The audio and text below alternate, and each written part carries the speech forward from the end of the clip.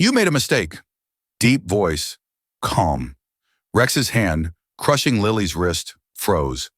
Around them, the diner held its breath. Bruises bloomed on her skin, a desperate map of escape. But nobody moved. Not yet, except the little girl. Her blue straw snapped in two, a tiny sound swallowed by the storm outside. A paper crane lay crumpled near Lily's trembling hands. That's the thing. They don't know Jack. They see worn flannel, a quiet dad. But I see the ghost in his eyes, a promise buried deep. He won't throw a punch. Nah, something far quieter, far more dangerous is about to unfold. They have no idea how her quiet kindness will change everything. Beside him, a little girl clutched her milkshake blue straw, trembling in her grip, when the biggest biker grabbed the woman's wrist. The man set down his spoon voice, deep and clear. You made a mistake. The blue straw snapped quietly under the girl's fingers. The entire diner fell silent. Jack Rowan sat by the window, watching rain streak down the glass, while his 10-year-old daughter Maya folded origami cranes from paper napkins. She had a collection of them lined up on the table, each one carefully creased with quiet concentration. Look, Dad, she whispered, holding up a blue crane. This one's my favorite. Jack smiled and ruffled her hair. It's beautiful, sweetheart. The peaceful moment shattered when the door crashed open. 3 motorcycles roared to a stop outside Rex Dalton, and his Iron Howl MC crew stomped in, bringing the smell of leather engine oil and trouble. Rex, the biggest of them, had a sleeve of tattoos and a face that had seen too many bar fights. His eyes scanned the diner like a predator behind him, brick and talons spread out, blocking exits with practiced efficiency. Change the music, Rex barked at Agnes, the elderly owner. This country crap gives me a headache. His eyes landed on Jack's table by the window. Move, I like that spot, sure you are. Jack didn't argue, he simply gathered their things and shifted to a corner booth, keeping Maya close. She clutched her origami cranes carefully, not wanting to damage them, as they passed the booth, where a young woman sat alone. Maya paused. The woman had been nursing a coffee, with hands that shook slightly up close. Jack could see bruises on her collarbone and finger marks around her wrist, barely hidden by her jacket sleeves. Maya, with that innocent way children have of wanting to help, placed a small blue paper crane on the woman's table-safe bird. She whispered. The woman looked up with eyes that held both fear and desperate hope. Thank you, she mouthed silently. Keep moving. Kid Brick sneered, flicking Maya's milkshake straw and sending droplets across the table. Jack reached out calmly and steadied the glass. Careful there, he said quietly, his voice carrying no challenge. Rex laughed and slid into the booth they'd vacated, pulling the young woman roughly by the arm. Get over here, Lily, you belong next to me. Lily Carter moved reluctantly, flinching when Rex touched her. Jack noticed how she kept glancing at the door, measuring distances, calculating escape routes. You thinking about leaving me again? Rex's voice carried a dangerous edge as he grabbed her wrist, twisting just enough to hurt. Remember what happened last time you tried that? The diner fell into uncomfortable silence. Agnes pretended to be busy with dishes. The only other customer kept his eyes down. Nobody wanted to get involved when Iron Howl was around. Maya's fingers tightened around her blue straw, the plastic creaking under pressure. Jack set down his spoon slowly, his eyes moving from the broken origami crane that had fallen from Lily's table, to the bruises on her skin, to Rex's cruel grip. The wind chimes by the door tinkled softly, a gentle counterpoint to the tension in the room. Jack looked up, his voice cutting through the silence with absolute clarity. You made a mistake. Rex's hand froze on Lily's wrist brick, and Talon turned from where they'd been ordering food. Agnes looked up from behind the counter with wide eyes. The blue straw snapped completely in Maya's nervous grip. The sound surprisingly loud in the sudden quiet, but she didn't make a sound, trusting her father completely, even as fear made her small hands shake. Jack remained perfectly still, his flannel shirt worn and simple, his appearance completely unthreatening, but something in his eyes, something old and dangerous and absolutely certain, made Rex hesitate for the first time in years. Before we continue to the most intense part, let us know where you're watching from. It's strange how a story from a rainy roadside diner can reach wherever you're sitting, and don't forget to subscribe so you don't miss the moment when a single calm sentence makes an entire biker gang freeze. Rex slowly turned his head, his grip still tight on Lily's wrist. "What did you just say to me?"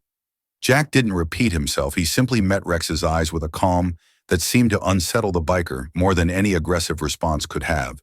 Brick moved, first stepping toward Jack's table with the swagger of someone used to intimidating people. "Old man, you need to mind your business before you get hurt. Hand over your car keys," Talon added, blocking the path to the door. "Consider it a stupid tax for running your mouth." Maya's hands were shaking, the broken straw pieces falling onto the table. Jack reached over and gently placed his hand over hers, steadying them. Then he pulled the handkerchief embroidered with safe hands from his pocket and adjusted it on the table. The movement revealing something on his wrist, a tattoo just barely visible under his sleeve. "Daddy," Maya whispered, but Jack gave her a reassuring nod. Brick grabbed Jack's shoulder. "Did you hear me?" Keys now in one fluid motion. Jack stood up his chair, scraping back. He didn't throw a punch or make any aggressive move. He simply shifted his weight, and somehow Brick found himself stumbling backward, off balance from his own momentum. Jack's hand moved to the metal napkin holder on the table. He slid it across the surface with practiced precision, sending it skidding on a thin film of condensation toward Brick's feet. The biker instinctively stepped back to avoid it, creating space between them. "Maya moved to the corner booth," Jack said quietly, his voice carrying absolute authority. His daughter immediately obeyed, sliding out of the booth and moving to safety. Rex stood up now, his patience exhausted. "You're making this worse for yourself." He moved toward Lily possessively, his grip on her wrist tightening. "And you're going to watch what happens when people cross me." "Ickton." That's when Jack pulled back his sleeve, fully revealing the tattoo on his forearm. It was distinctive, a broken circle with an arrow pointing outward. Simple but unmistakable to anyone who had seen it before. Lily gasped, the sound sharp in the tense silence. Her eyes locked onto the tattoo, her face going pale. Her free hand flew to her mouth as memories crashed over her like a wave. "No," she whispered. "It can't be." Jack looked at her directly for the first time. Lily Carter Warehouse, fire, 16 years ago. The diner seemed to freeze. Even Rex's grip loosened slightly in confusion. Lily's eyes filled with tears. The hands I remember, the hands pulling me out of the smoke. I was 10 years old. I couldn't see faces, just smoke and fire. And she was looking at the tattoo like it was a ghost made real, that tattoo on the arm that carried me out. I've never forgotten it. Rex's face twisted with anger and confusion. "What the hell are you talking about?" But Lily wasn't looking at him anymore. She was staring at Jack with a mixture of disbelief and recognition. "You said something to me when you pulled me out. You said you're safe." Jack's expression softened slightly. "You were scared. You kept asking if you were going to die, and you told me I was safe." Lily finished, tears now streaming down her face. "I tried to find you. I tried for years, but there were no records, no names. The firefighters said a civilian had pulled me out, but no one knew who." Jack pulled up his sleeve higher, revealing more of the tattoo special rescue operations. "We didn't leave records. We just pulled people out." Rex's confusion was turning to rage. "This is some kind of con, Brick." Talon grabbed him, but neither man moved. They were watching Lily's genuine reaction. The tears, the recognition, this wasn't staged. Jack reached to his wrist and touched an old watch with a cracked face. "This stopped at 10:19 p.m. That's when the ceiling collapsed. My team member died buying me 2 minutes to get you out." Lily sobbed openly now. 2 minutes, the firefighters told me later, that 2 minutes made the difference. If someone had pulled me out, 2 minutes later, you wouldn't be here. Jack finished quietly. The entire diner had gone silent. Even Agnes had stopped pretending to work, watching the scene unfold with wide eyes. Maya from her corner booth carefully folded another paper crane. She walked slowly to Lily and placed it in her hand. "Safe bird," she said softly. The same words she'd said earlier. Lily looked down at the origami crane, then at Maya, then back at Jack. "I've spent 16 years wondering who saved me, and you've been what, working construction, raising a daughter, living quietly?" Jack said the work was done, no need for recognition. Rex's face had turned red with fury at being ignored. "I don't care about some sob story from years ago. Lily belongs to me and you. No, Lily's voice cut through his words like steel. She stood up, pulling her wrist from his grip with a strength that surprised everyone. I don't belong to anyone, especially not to you. The wind chimes rang again as the door opened slightly in a gust of wind. But this time the sound seemed different, like possibility, like change, like the first breath after being held underwater too long. Rex's hand reached for Lily again, but Jack was already moving, positioning himself between them without seeming to try. I told you, Jack said calmly. You made a mistake. Jack raised his hand slowly, palm out a gesture that somehow commanded more respect than any threat could.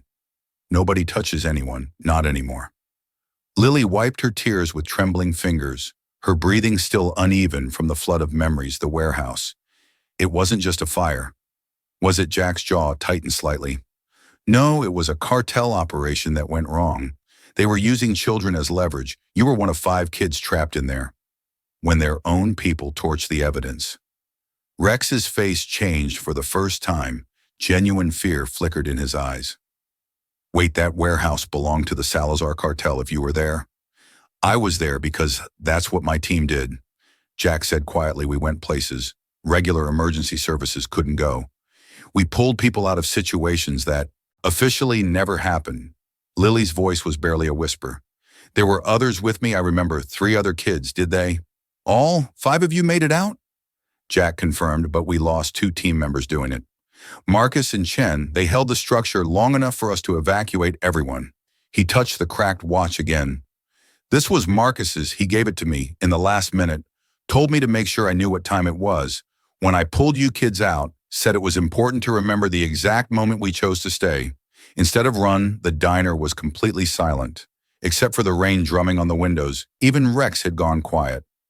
Processing the implications of what he was hearing, the fire was at 10:17. Jack continued. Marcus and Chen bought us 2 minutes by manually bracing a support beam that was collapsing at 10:19. The ceiling came down. They knew it would. Lily pressed her hand to her chest, struggling to breathe. They died for us. They died doing what we all signed up to do. Jack said, giving people a chance to live. Maya watched from her corner booth, her young face serious beyond her years. She had heard pieces of this story before late at night, when her father thought she was asleep, but she had never heard him tell it to someone who had been there. The scars on my back. Lily said suddenly, her hand moving unconsciously to her shoulder. I always wondered why they were shaped like fingers. You carried me out on your back because I couldn't walk. You had smoke inhalation, you kept passing out. Carrying you was faster, and the handkerchief. Lily looked at the embroidered safe hands cloth on the table after the hospital. I woke up with a cloth in my hand. The nurses said someone left it with me. It had your safe written on it in marker. We didn't have much else to give. Jack said simply, but I wanted you to have something to hold on to when you woke up scared. Rex suddenly laughed, but it was a harsh, bitter sound. This is insane. You expect me to believe this heroic fairy tale that you just happened to be some secret rescue operator, and Lily just happened to be one of your saves. I don't expect you to believe anything. Jack replied calmly, but the scars on Lily's back don't lie. The cartel warehouse that burned down 16 years ago is a matter of record, even if the details are classified, and this watch stopped at exactly 10:19 p.m. on that date. He pulled out his wallet and extracted a faded photograph. Not for show, but because Lily needed to see it. The photo showed 5 faces, all in tactical gear, all younger than they had any right to be for the work they did.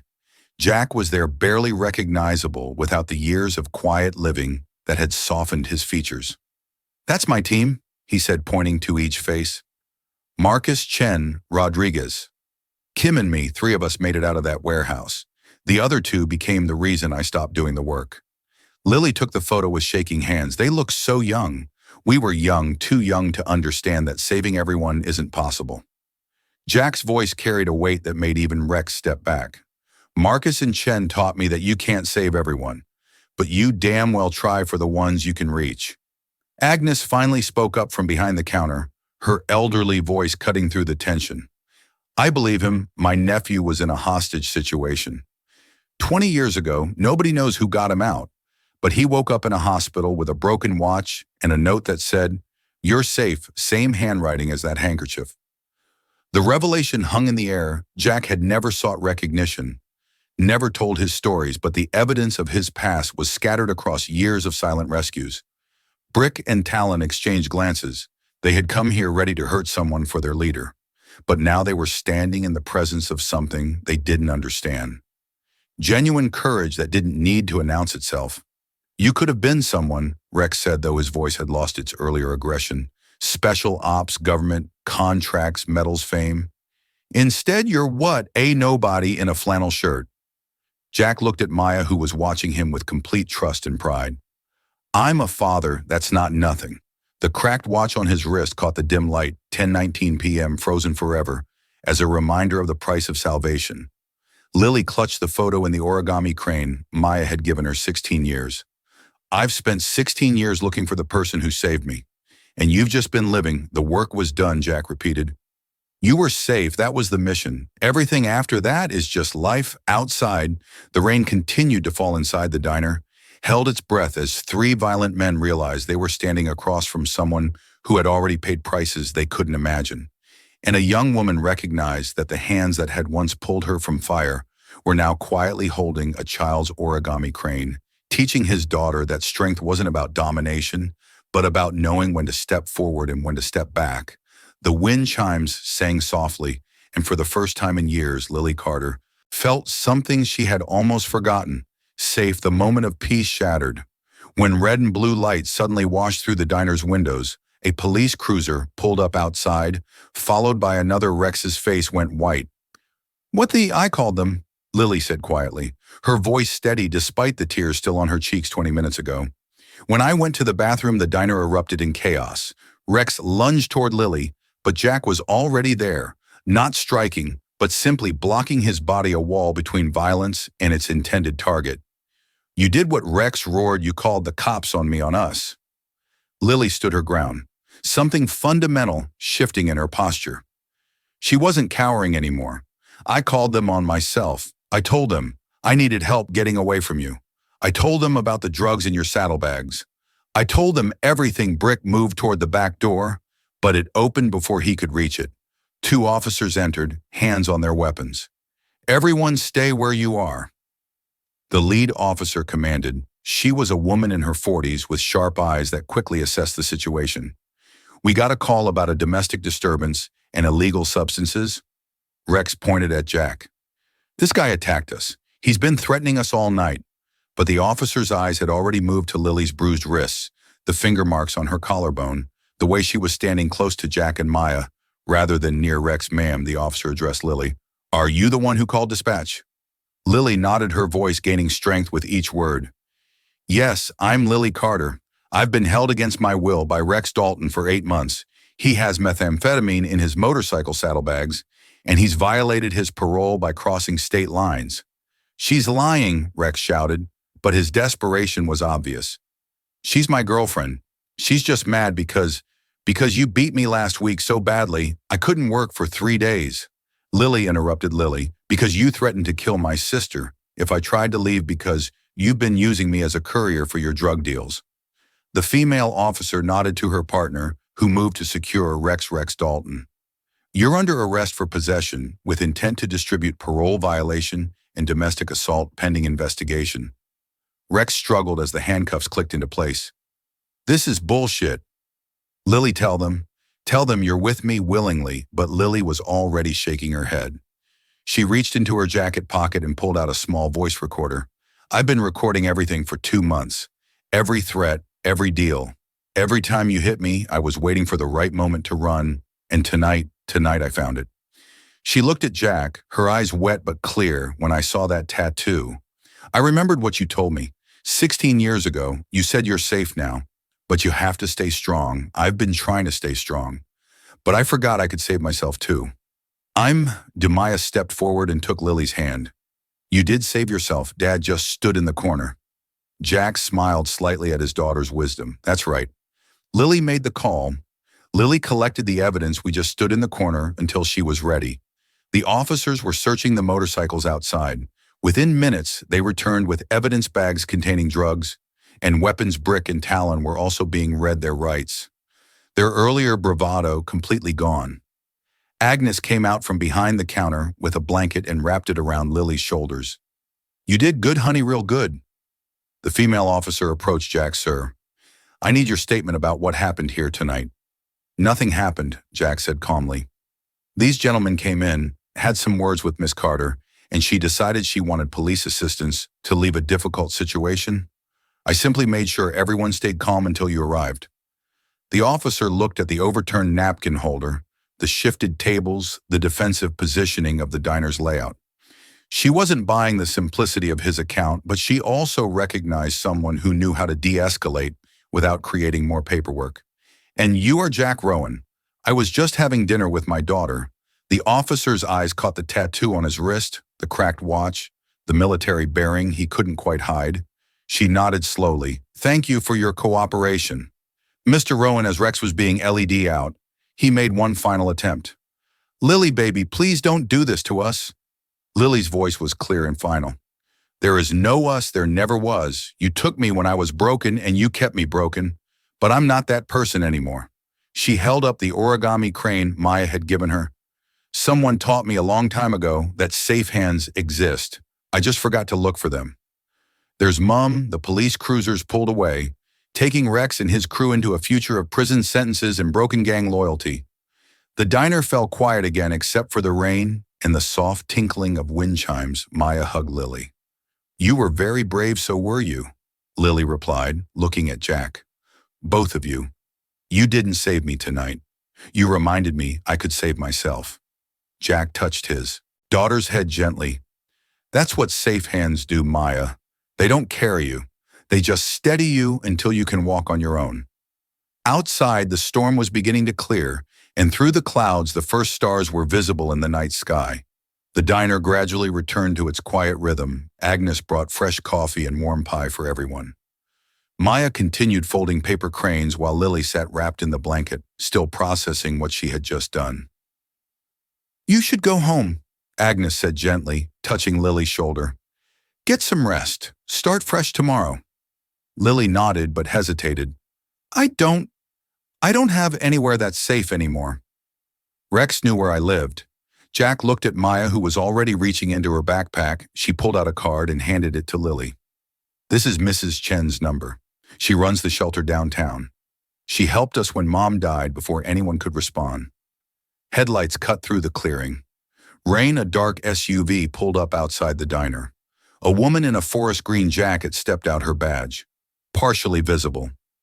She entered and approached their table with purpose. Jack Rowan. Jack's expression remained neutral. "I'm Agent Sarah Morrison. I need to speak with you about tonight." She glanced at Lily and about the young woman who saved herself. Lily tensed, but the agent raised her hand. "You're not in trouble, Miss Carter. Actually, I'm here because someone in our office recognized a pattern, the safe hand symbol. It's been appearing at rescue sites for 2 decades. She pulled out a folder and opened it to show photographs. Emergency scenes, hostage situations, disaster zones in each photo. Someone had left behind a handkerchief or cloth with safe hands or simply "you're safe" written on it. "We want to make it official." Agent Morrison said, "A hotline, a network, people who stand in corners and steady others until they can walk on their own." She looked directly at Jack. "We're calling it the Safe Hands Initiative." Jack glanced at Maya. His daughter smiled and nodded.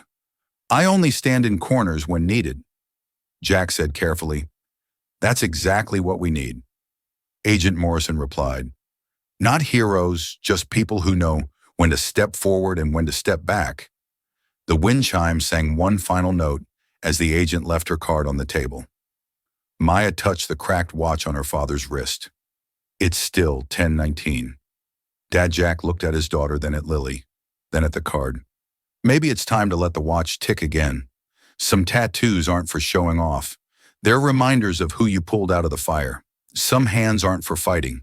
They're for holding on at exactly the right moment. A father's strength isn't in his fist, but in his ability to make others feel less afraid." Where are you watching from? Which moment moved you most when the tattoo was revealed? When Lily called the police herself, or when the wind chimes sang as everything came together? Comment below to help this story reach further, and remember to subscribe to Hero Dad Stories for more tales where a quiet presence changes everything.